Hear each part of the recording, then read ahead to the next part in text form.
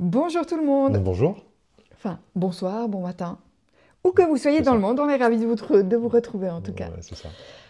Ah, ce matin, c'est une attitude pas facile qu'on a envie de vous partager, c'est l'attitude du non-jugement. Mhm. Avec une citation de John Lubbock qui dit: Ce que nous voyons dépend principalement de ce que nous cherchons. Et j'aime beaucoup cette citation parce elle permet effectivement, de se poser la question, quand je regarde quelque chose, je cherche quoi? Je cherche à critiquer ou je cherche à admirer la beauté? Mhm.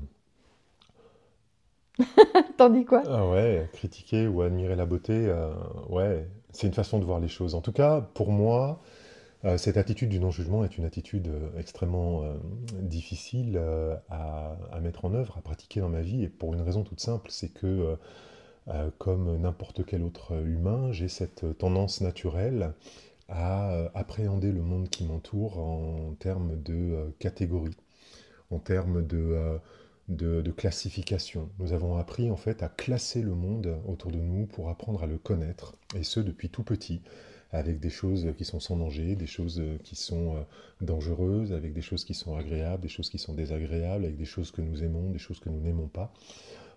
Et ces mécanismes se passent de façon quasi instantanée en fait intérieurement sans que nous en ayons conscience.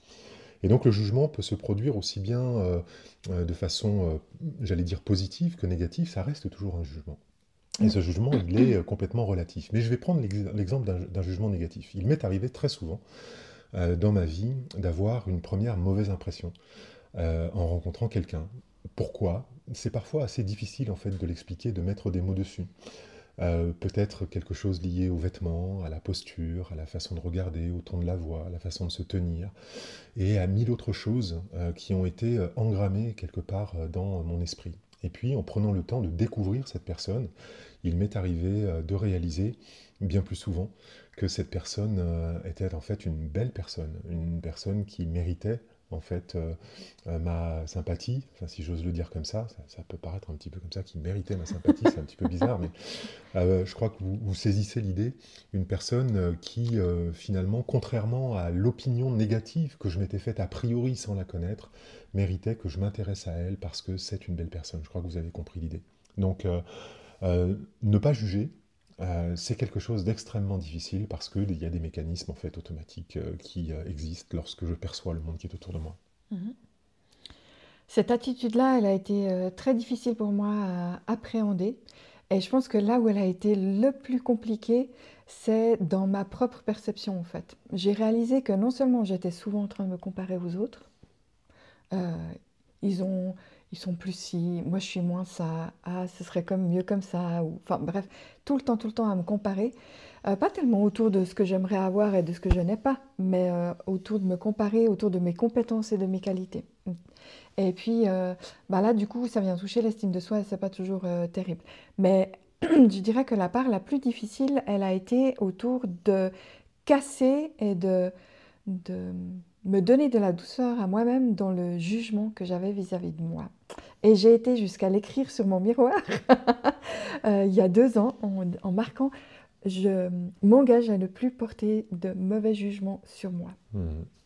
Et je le lis tous les jours depuis même plus que 2 ans en fait, et c'est vraiment Mhm. quelque chose qui m'a aidée à vraiment petit à petit, jour après jour, amener plus de douceur parce que je réalisais que les jugements que je portais sur moi, ils me faisaient appréhender le monde et comprendre le monde d'une certaine façon.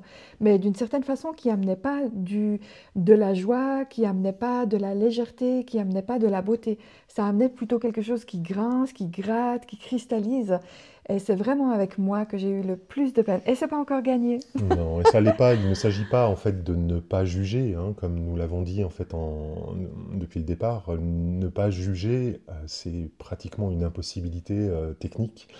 Euh, Ne pas juger, ça n'est pas la question. Il s'agit plutôt de prendre conscience en fait de ces mécanismes de jugement qui existent en fait vis-à-vis de nous-mêmes, vis-à-vis des autres et vis-à-vis du monde, et puis de faire ce petit pas de recul qui va nous permettre d'envisager le monde avec un regard différent.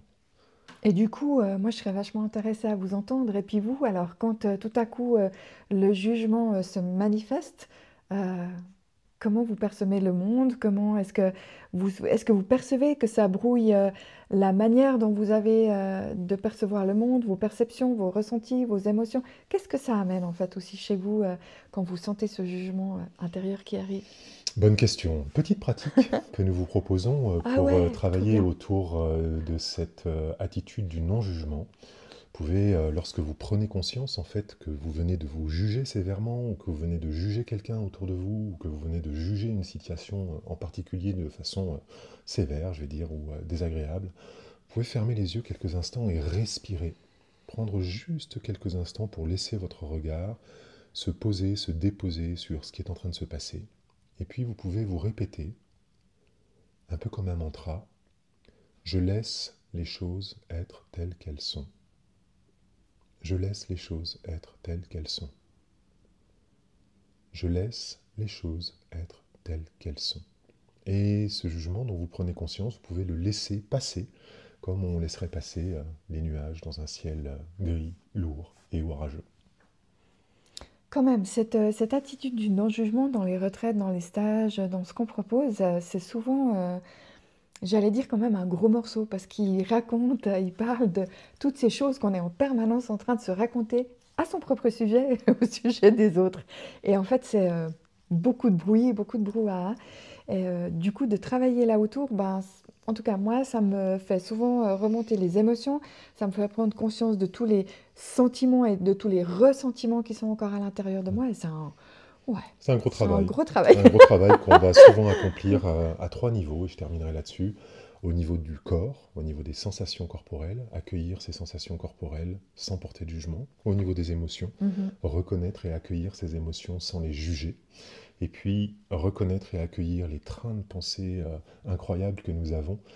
Ce sont des gares entières que nous avons à l'intérieur de nos têtes, là aussi, du mieux que possible, sans porter de jugement et en laissant passer les trains de la façon la plus douce et naturelle possible. Et je trouve que c'est vraiment une belle pratique au quotidien de se rappeler que ce que nous voyons dépend souvent de ce que nous cherchons en fait à voir. Et donc si on cherche à voir tout ce qui ne va pas, eh ben, ça amène un certain nombre de choses. Et si on cherche en fait à regarder, si on prend l'option de se dire on cherche à regarder ce qui va ou ce qui est beau, bah, ça donne une autre orientation. Et en vrai, tous les jours on a le choix, plein de fois dans la journée même. C'est ça. On vous retrouve très bientôt pour une prochaine attitude et une prochaine citation. Faites-vous une belle journée.